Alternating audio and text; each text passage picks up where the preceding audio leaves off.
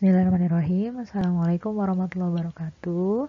Selamat pagi semuanya. Hari ini kita akan membahas kembali tentang sel, yaitu tentang konsep penuaan sel. Selamat menyaksikan. Adapun tujuan pada pertemuan hari ini diharapkan mahasiswa mampu memahami pengertian dari penuaan sel, mengetahui atau memahami mekanisme penuaan sel, memahami fase proses penuaan, mengetahui teori-teori terkait penuaan, mengidentifikasi efek penuaan sel pada sistem, dan mengetahui hubungan penyakit dengan usia.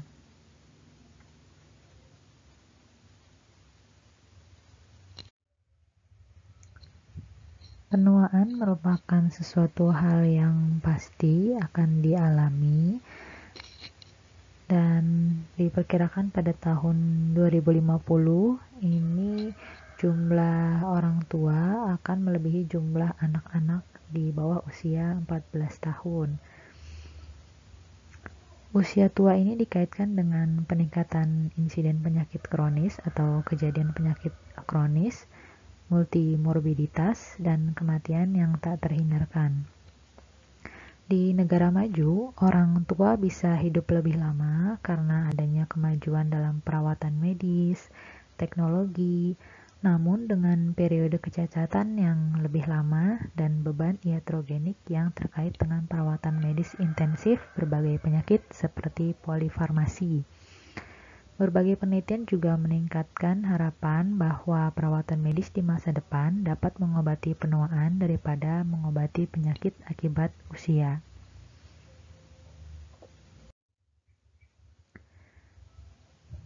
Di luar kondisi sakit yang dialami oleh seseorang, rentang hidup manusia ini ditentukan oleh proses penuaan. Suatu proses yang mempengaruhi semua individu yang bersifat progresif dan irreversibel atau tidak dapat dikembalikan. Proses penuaan sendiri dimulai saat maturasi fisik atau pada saat usia remaja, yaitu mulai usia 17 sampai 20 tahun. Proses penuaan tidak memiliki pengaruh bermakna pada angka kematian sampai seseorang memasuki usia lanjut. Mekanisme kematian akibat penuaan merupakan peningkatan kerentanan terhadap penyakit. Seperti yang tadi kita ketahui, semakin meningkat usia, maka akan berisiko untuk terkena penyakit, komorbid, dan penyakit degeneratif. Aging atau penuaan sendiri merupakan tahap lanjut dari suatu kehidupan yang ditandai dengan menurunnya kemampuan tubuh untuk beradaptasi terhadap stres atau terhadap pengaruh lingkungan, dimulai dari kemunduran secara fisik maupun kemunduran secara psikologis atau kejiwaan. Hal ini dialami oleh setiap makhluk hidup yang dapat berlangsung secara fisiologis maupun karena kondisi patologis. Sedangkan proses aging atau proses penuaan merupakan proses menghilangnya secara perlahan-lahan kemampuan tubuh untuk mengganti sel yang rusak dan mempertahankan struktur serta fungsi normalnya sehingga tidak dapat bertahan terhadap rangsangan, tidak mampu memperbaiki kerusakan, dan kehilangan daya tahan tubuhnya. Ketika seseorang mengalami penuaan, maka sudah pasti sel juga mengalami penuaan. Sel dalam kultur mengalami jumlah pembelahan sel yang terbatas sebelum sel itu mati. Proses yang dikenal sebagai penuaan dapat terjadi akibat dari kerusakan sel secara berkelanjutan atau sebagai akibat dari ekspresi informasi yang telah ditentukan sebelumnya dalam struktur genetik sel. Kedua proses ini, baik kerusakan sel atau akibat adanya ekspresi informasi yang telah ditentukan sebelumnya oleh struktur genetik sel, ini menyebabkan disfungsi seluler yang sifatnya progresif. yang dibuktikan dengan penuaan organ-organ tubuh terlebih dahulu, kemudian laju pergantian sel dan metabolisme sel yang menurun seiring dengan bertambahnya usia manusia, dan akibat sekunder dari adanya akumulasi cedera yang didapat oleh sel.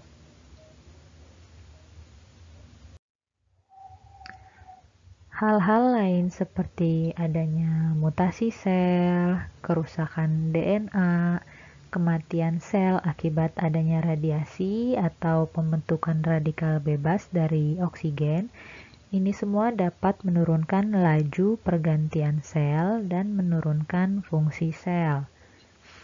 Penghilangan zat kolagen dan jaringan ikat lain yang berumur panjang juga dapat menyebabkan sel menjadi kaku dan kurang fungsional. Misalnya pada kondisi artritis degeneratif, pengeriputan kulit, dan katarak.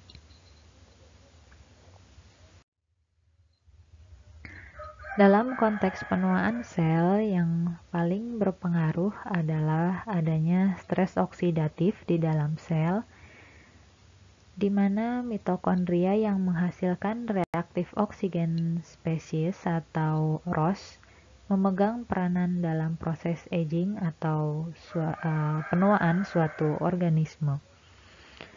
Superoksida kondisi oksidasi yang berlebihan dan dengan konsentrasi tertentu ini dapat menurunkan daya tahan hidup satu organisme. Pada mamalia, pemberian antioksidan terbukti dapat mencegah disfungsi organ-organ. Sedangkan penurunan aktivitas OXPHOS atau oxidative phosphorylation menyebabkan penuaan sel. Dengan demikian, akumulasi mutasi mtDNA yang meningkat sejalan dengan bertambahnya umur juga dapat mempercepat penuaan sel. Selama penuaan terjadi ini, pendekatan telomer pada berbagai jaringan, hal ini dimodulasi oleh adanya stres oksidatif akibat terakumulasinya radikal bebas di dalam sel.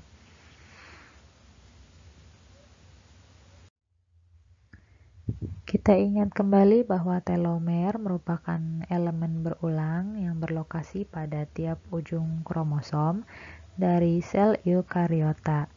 Panjang telomer pada manusia sekitar 5-20 kb. Telomer merupakan urutan DNA berulang pendek yang ada di ujung linier kromosom yang penting untuk memastikan replikasi lengkap ujung kromosom dan melindungi ujung kromosom dari fusi atau degradasi. Nah, fungsi telomer ini untuk menutup ujung-ujung kromosom tersebut sehingga mencegah DNA terbuka yang dapat menyebabkan kerusakan DNA, bersatunya kromosom-kromosom, dan ketidakstabilan kromosom. Sehingga dengan adanya kondisi telomer yang memendek, ini bisa jadi DNA tidak tertutup atau terbuka sehingga DNA bisa mengalami perubahan atau bersatu bergabung dengan DNA yang lain sehingga mengalami perubahan pada sel. Memendeknya telomer dapat disebabkan karena adanya end replication problem dari DNA polimerase pada tiap pembelahan sel. Ketika telomer mencapai panjang yang kritis menyebabkan fungsi dari telomer tidak optimal. Hal ini juga menginduksi penuaan sel yang ditandai oleh adanya gangguan pertumbuhan secara permanen.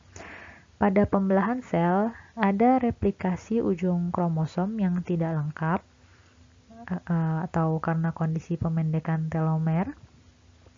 Ujung kromosom tidak dapat dilindungi dan terlihat sebagai DNA yang rusak pada akhirnya menghasilkan penghentian siklus sel. Ini yang tadi sudah dijelaskan sebelumnya ya.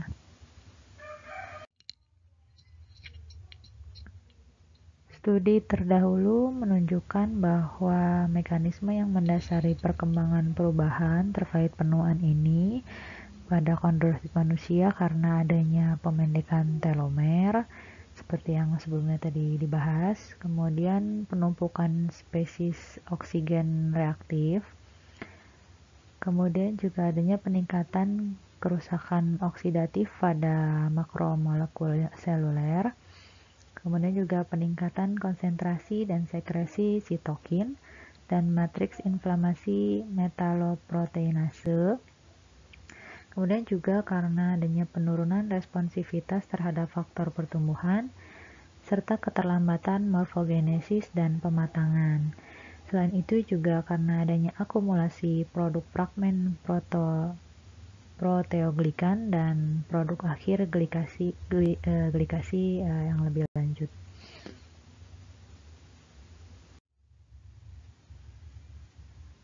Berikut ini gambaran perbedaan antara sel muda dengan sel yang mengalami penuaan. Seiring bertambahnya usia sel, cacat translasi dan entropi secara progresif dapat meningkatkan jumlah kerusakan sel dan mekanisme pembersihan serta kontrol kualitas menjadi kurang efektif. Gambaran di sel yang muda ini, sebagian besar organel sangat sehat, ya. Dan ketika protein ditranslasikan dan salah lipat atau mengalami kerusakan di sitosol, ini bisa dibersihkan oleh erat, ya, atau ada proses autofagi di sitosol. Nah, ketika organel menjadi terlalu rusak, mereka terdegradasi menjadi bagian-bagian komponen oleh makroautofagi. Sedangkan di gambaran B ini merupakan gambaran sel tua, kita bandingkan dengan yang sel muda, ya. Di sini gambarannya banyak sel-sel yang organel yang sudah rusak, ya, atau tidak sehat. Dalam sel yang lebih tua ini, akumulasi kerusakan menyebabkan sel yang kurang sehat. ROS terbentuk dari mitokondria yang rusak nih, ya, dan berkontribusi pada fraksi proteom yang lebih besar yang terdiri dari protein dan agregat protein yang rusak. Sehingga ketika organel sel banyak yang rusak, sel pun ikut mengalami kerusakan, sehingga organ-organ tubuh manusia yang sel-selnya rusak juga mengalami kerusakan atau penuaan. Dengan demikian, kita mengetahui bahwa kesehatan sel diatur oleh sejumlah proses biologis di dalam sel, di mana jalur pengaturan gen yang dikonservasi ini mengkoordinasikan proses penuaan sel yang terpisah untuk menjaga kesehatan sel itu sendiri. Kesehatan sel sendiri diatur di berbagai skala, mulai dari molekuler sampai ke seluler, dan setiap divisinya proses pengaturan kesehatan seluler ini selalu terkait dengan kualitas protein. Jika kualitas protein buruk, ini menyebabkan organel sel menjadi rusak. Nah, organel yang rusak ini menyebabkan peningkatan adanya ROS, dan peningkatan ROS ini menyebabkan kualitas protein menjadi lebih rendah. Masing-masing terkait dengan regulasi penuaan pada tingkat sel yang pada akhirnya mempengaruhi kontrol penuaan seluruh organisme.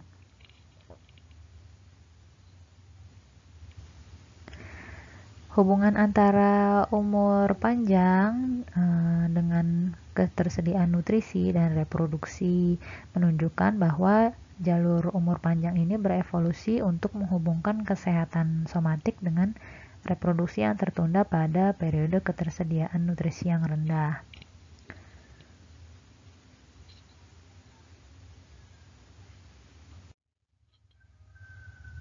Proses penuaan sendiri terdiri dari 3 fase, seperti yang tadi sebelumnya sudah saya bahas, bahwa proses penuaan itu dimulai dari usia remaja 17 sampai 20 tahun kurang lebih, ya.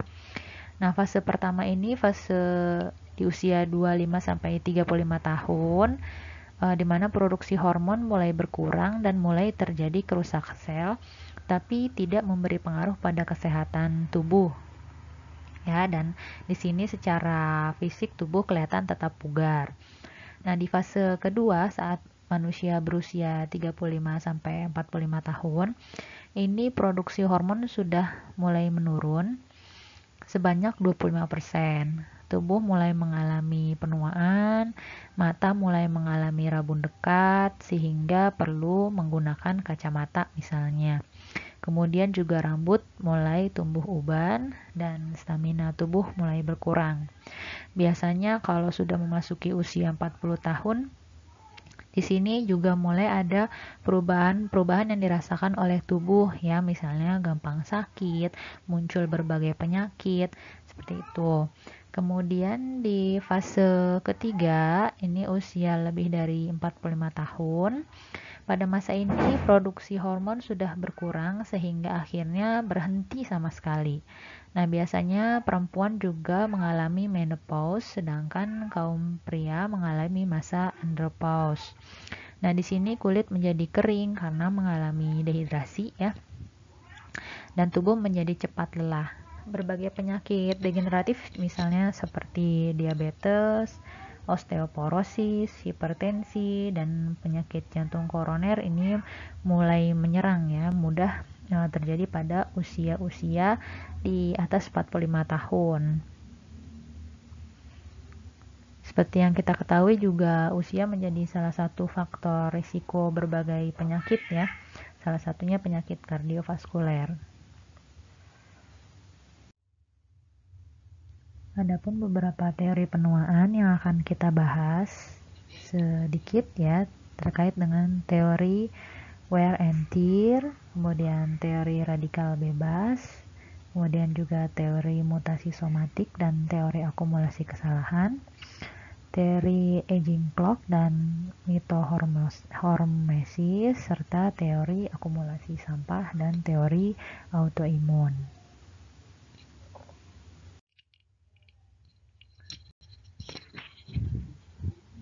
Menurut teori wear and tear ini isinya membahas tentang sel-sel yang mempunyai fungsi seperti sel jantung dan sel syaraf yang tidak mempunyai kemampuan untuk beregenerasi. Nah, jika sel-sel ini telah selesai pemakaiannya, maka sel ini selesai juga tugasnya. Dan pada teori ini memberikan pemahaman bahwa adanya kemungkinan terjadi kematian mendadak ya, misalnya pada pasien dengan henti jantung ketika si jantung ini tidak sudah tidak berfungsi, maka tidak bisa lagi menjalankan tugasnya gitu. Kalau misalnya sudah selesai sel ini digunakan, maka dia tidak dapat berfungsi sebagaimana tugasnya, seperti itu.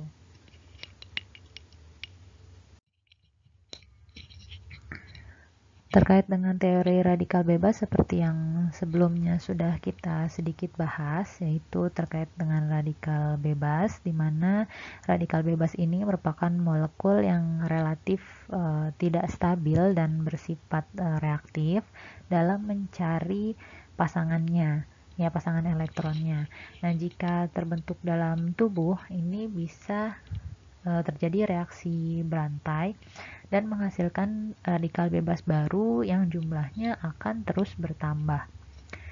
Nah, di dalam tubuh kita ini tidak mungkin terlepas dari radikal bebas karena salah satu zat yang kita hirup yakni oksigen merupakan salah satu radikal bebas ya, yang diubah oleh sel tubuh secara konstan menjadi senyawa yang sangat reaktif. Nah, oksigen ini dikategorikan sebagai radikal bebas yang endogen ya, karena dihasilkan melalui proses yang fisiologis, tuh yang sifatnya normal. Sedangkan radikal bebas yang eksogen atau yang dari luar ya, ini misalnya seperti polusi ya, asap kendaraan bermotor, asap industri, asbes ya, asap rokok. Nah, ini yang radikal bebas dari luar. kemudian radiasi ya, atau infeksi bakteri, jamur, virus, serta paparan zat kimia dan obat-obatan ini termasuk ke dalam radikal bebas eksogen. Nah, pada dasarnya radikal bebas ini juga bermanfaat bagi kesehatan dan normal ada di dalam tubuh ya, karena dia berfungsi juga untuk memerangi peradangan, membunuh bakteri, dan mengendalikan tonus otot, polos pembuluh darah, serta organ-organ di dalam tubuh. Namun pada kondisi radikal bebas yang melebihi batas kemampuan tubuh, maka ini malah akan merusak struktur sel serta merubah fungsi sel dan dapat mengarah pada proses munculnya penyakit. Seperti yang kita ketahui bahwa tadi radikal bebas ini bersifat reaktif dan mudah berikatan dengan unsur-unsur yang lainnya.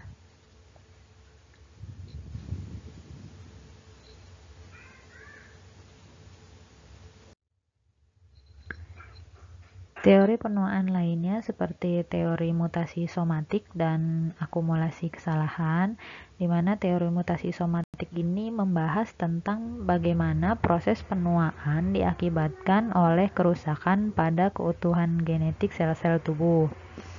Sedangkan teori akumulasi kesalahan ini berbahas tentang proses penuaan diakibatkan karena adanya kesalahan pada kode genetik yang rusak dan menumpuk, akhirnya menyebabkan kerusakan kode genetik. Ini beberapa tadi juga sudah kita bahas ya terkait dengan teori mutasi somatik ya di atas, dimana di sini ada kerusakan pada keutuhan genetik sel-sel tubuh yang tadi mengalami kerusakan pada mitokondria gitu ya, dan lain-lain.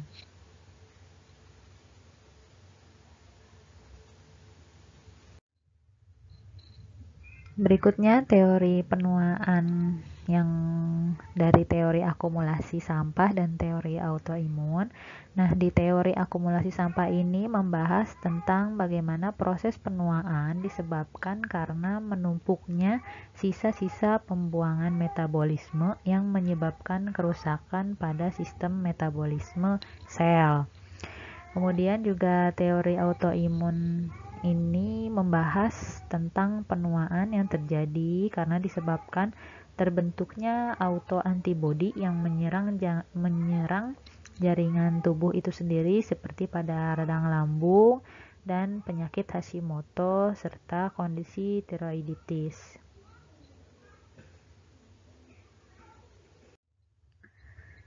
Teori penuaan lainnya misalnya teori aging clock dan mitohormesis, di mana teori aging clock ini membahas bagaimana proses penuaan ini disebabkan karena suatu urutan yang terprogram seperti halnya jam, di mana telah diatur oleh saraf atau sistem endokrin. Nah, bila waktunya telah tiba, maka sel akan mati dengan sendirinya. Kemudian mitohormesis, yaitu berupa penundaan proses penuaan, dapat dilakukan dengan meningkatkan antioksidan yang menghambat pembentukan radikal bebas dalam mitokondria. Nah, ini konsep mitohormesis ini sepertinya sedang dikembangkan ya, bagaimana manusia ditingkatkan antioksidannya sehingga dapat menghambat atau memperlambat pembentukan radikal bebas dan proses penuaan.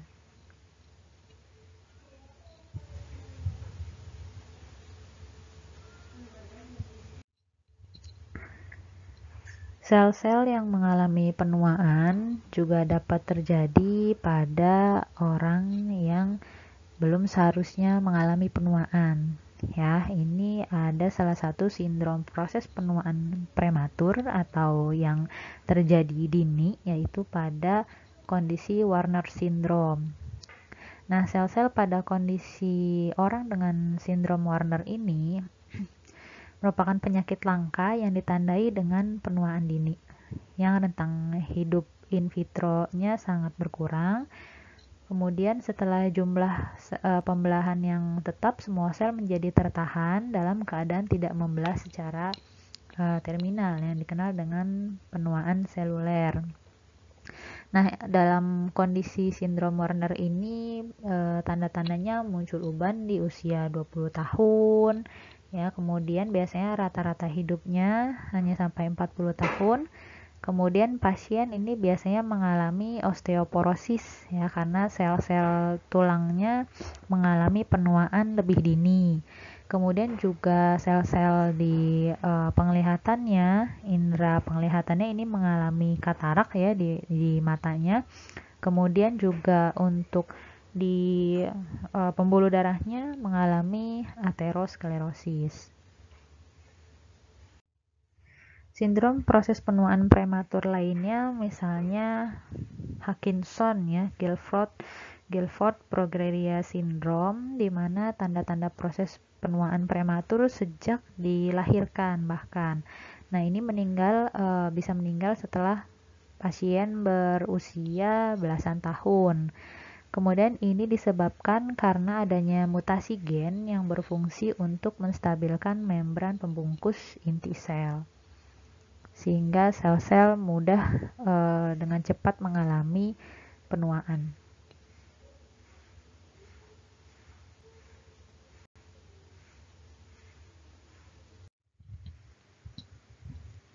Hubungan perubahan struktural dan biokimia dengan penuaan sel. Hal ini terjadi akibat sejumlah fungsi sel menurun secara progresif seiring bertambahnya usia. Fosforilasi oksidatif oleh mitokondria berkurang, seperti halnya sintesis asam nukleat dan protein struktural serta enzimatik reseptor sel dan faktor transkripsi. Sel senescent memiliki kapasitas yang menurun untuk menyerap nutrisi dan untuk memperbaiki kerusakan kromosom. Hal ini mengakibatkan perubahan morfologis pada sel yang menua, meliputi nukleus lobus yang tidak teratur dan abnormal, mitokondria bervakuola pleomorfik, penurunan retikulum endoplasma, dan aparatus Golgi yang terdistorsi. Perubahan-perubahan struktural dan biokimia ini mengakibatkan terjadinya penuaan seluler. Berbagai perubahan tersebut, perubahan nukleus, mitokondria, diiringi dengan terjadinya akumulasi stabil dari pigment lipofusin yang seperti kita lihat ya, merupakan produk perioksidasi lipid dan bukti kerusakan oksidatif. Pada kondisi ini juga terjadi produk akhir glikasi lanjutan yang dihasilkan dari glikosilasi non-enzimatik dan mampu menghubungkan protein yang berdekatan, serta akumulasi protein yang terlipat secara tidak normal. Nah, ini kondisi-kondisi semua yang mendukung terjadinya penuaan seluler. Produk akhir glikasi sendiri penting dalam patogenesis terjadinya diabetes mellitus, tapi tidak berperan dalam penuaan. Misalnya glikosilasi protein lensa terkait usia dapat mendasari terjadinya katarak senilis.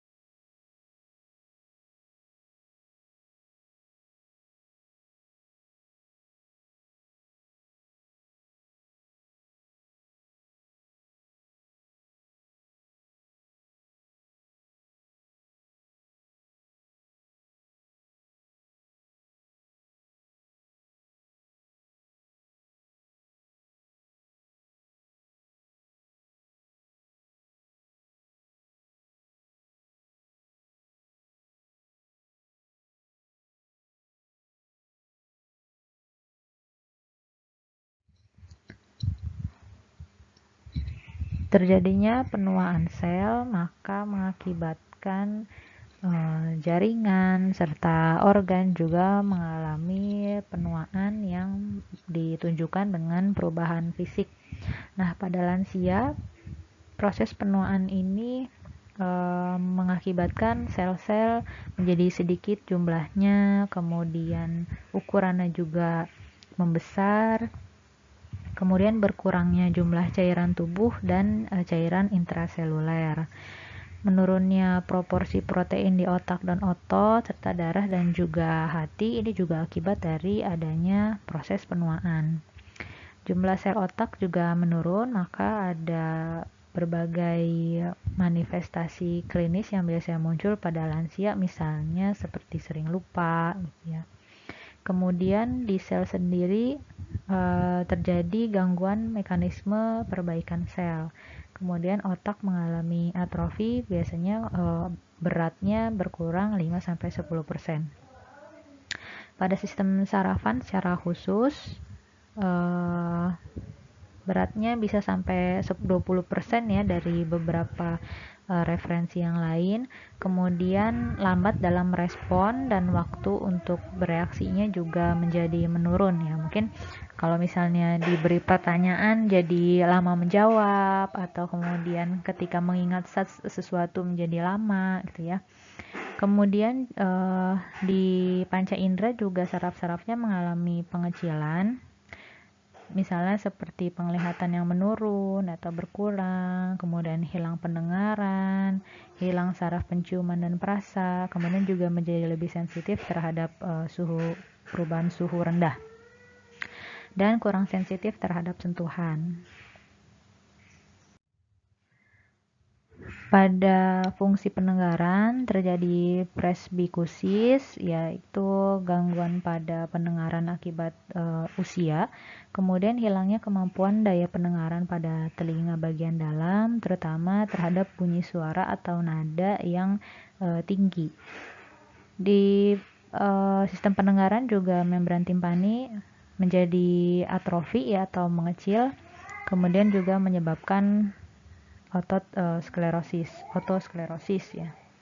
Terjadi juga pengumpulan cerumen yang mengeras.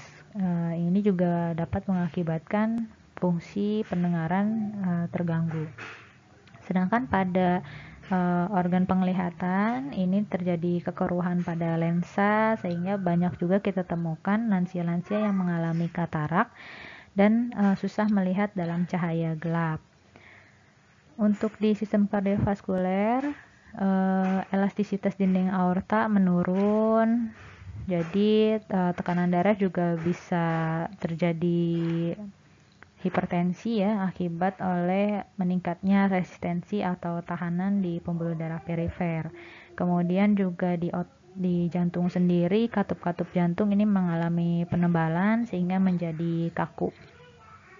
Di sistem pengaturan suhu tubuh bisa terjadi hipotermia akibat metabolisme yang menurun, kemudian keterbatasan refleks menggigil dan tidak dapat memproduksi panas, sehingga kita juga bisa sering menemukan lansia yang mengalami hipotermi ya, atau kalau misal kita lakukan palpasi di area ekstremitas, itu biasanya ekstremitasnya terabanya dingin.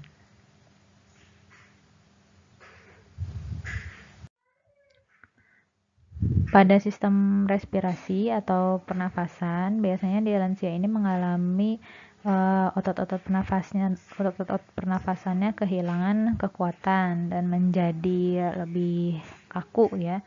Misalnya otot pernafasan sternocleido, kemudian trapezius. Kemudian juga terjadi penurunan aktivitas silia pada area bronkus, sehingga ini mengakibatkan biasanya lansia mudah mengalami masalah pernafasan. Kemudian juga kapasitas pernafasan maksimumnya menurun dan kedalaman nafas menurun. Kemudian alveoli ukurannya jadi melebar dan jumlahnya pun berkurang. Kondisi-kondisi seperti tadi itu bisa mengakibatkan refleks ya atau kemampuan batuk lansia ini berkurang sehingga memungkinkan bakteri mudah berada di dalam saluran pernafasan sehingga lansia juga beresiko mengalami masalah pernafasan ya. Kemudian untuk sistem pencernaan ini mulai dari bagian atas gigi-gigi mulai banyak yang tanggal ya atau lepas. Kemudian juga indera pengecapannya menurun, sensitivitas laparnya menurun, kemudian peristaltik lemah dan timbul konstipasi. Nah, sering makanya kita temukan kondisi di mana pada lansia itu kekurangan nutrisi karena memang nafsu makannya sudah menurun ya. Karena kemampuan makannya juga menurun, gigi yang tanggal, kemudian pengecapannya menurun sehingga tidak merasa berselera untuk makan gitu sehingga jika dalam waktu yang lama dapat mengalami masalah nutrisi. Kemudian juga penurunan motilitas ya, ini dimanifestasikan dengan adanya konstipasi dan divertikulosis atau adanya seperti kantung-kantung pada lapisan usus halus atau biasanya lebih banyak terjadi di kolon ya atau usus besar.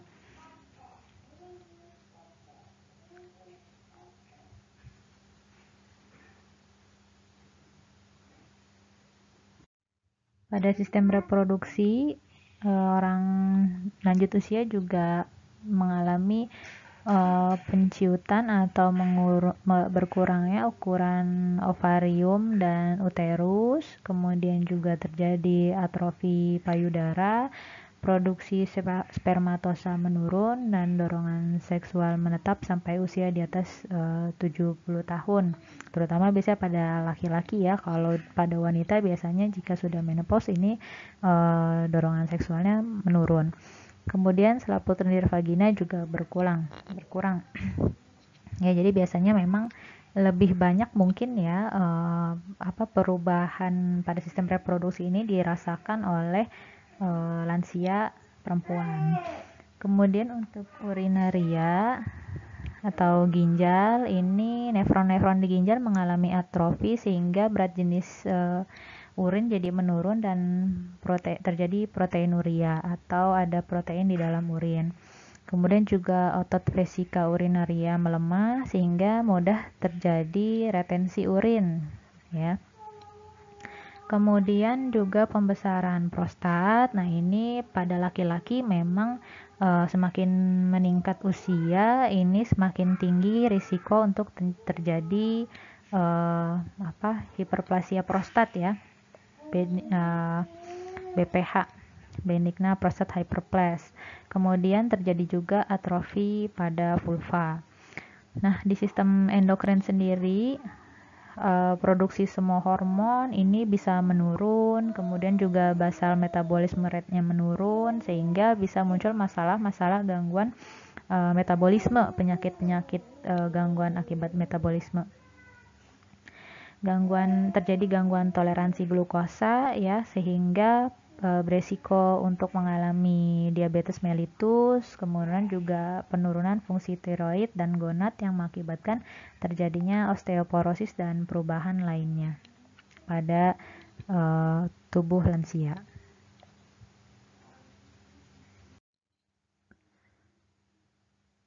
Pada sistem integumen atau kulit, terjadi kehilangan lapisan lemak dan kelenjar minyak pada kulit sehingga ini kulit juga mengalami pengerutan, kemudian juga teksturnya kasar, bersisik ya. Kemudian mekanisme protein kulit juga menurun, mekanisme proteksi kulit menurun. Kemudian juga kulit dan rambut kepala menipis.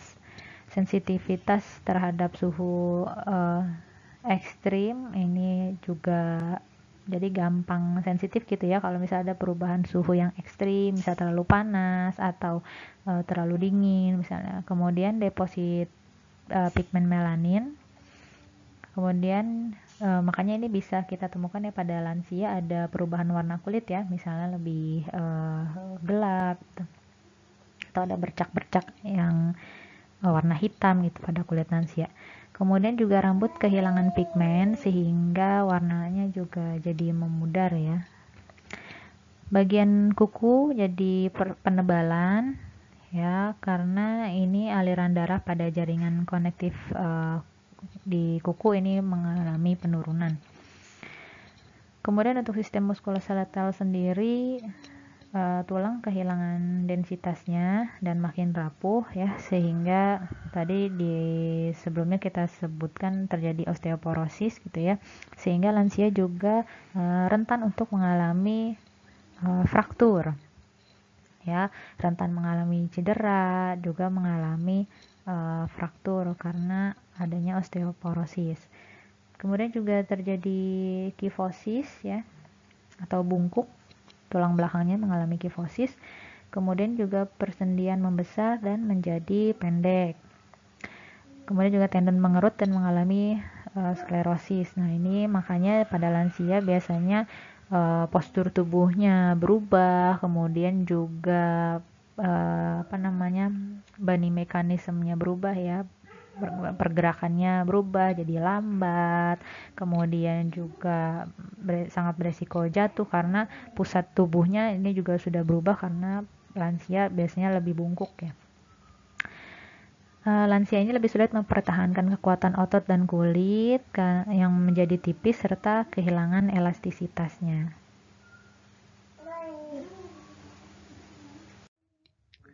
Sekarang kita lihat hubungan antara penyakit dengan usia. Penyakit yang frekuensinya meningkat seiring bertambah usia. Dibagi menjadi dua, ada penyakit yang bergantung dengan usia, ada penyakit yang berhubungan dengan usia. Penyakit yang bergantung dengan usia terjadi pada beberapa derajat pada semua individu seiring dengan waktu ya. Jadi kemungkinan besar ini bisa terjadi pada semua individu seiring dengan bertambahnya usia gitu ya. Nah, ini misalnya penyakit artritis degeneratif, osteoporosis, presbiopia ya pada penglihatan, kemudian adanya perubahan endokrin yang mengakibatkan terjadinya atrofi ovarium dan testis, kemudian juga terjadi hiperplasia prostat. Sedangkan penyakit yang berhubungan dengan usia merupakan bukan bagian dari proses penuaan, karena nggak semua individu bisa terpengaruh dengan kondisi ini ya, namun bisa juga terjadi pada lansia. Ini misalnya contohnya kanker, keratosis aktinik, dan seboroid pada masalah kulit. Kemudian adanya aterosklerosis ya. Seperti yang kita tahu, aterosklerosis ini tidak terbentuk dalam satu waktu, tapi seiring dengan perjalanan waktu, aterosklerosis dapat terbentuk dan semakin membesar gitu ya, menumpuk di pembuluh darah. Nah, ini berhubungan dengan usia, makin bertambah usia juga semakin mengarah ke penyakit tersebut. Kemudian adanya hipertensi ya, Alzheimer, diverikulosis kolon, dan katarak. Berikut ini referensi yang digunakan dalam pembahasan materi penuaan sel hari ini, bisa dilihat langsung pada sumber-sumber berikut. Semoga bermanfaat. Terima kasih sudah menyaksikan. Assalamualaikum warahmatullahi wabarakatuh.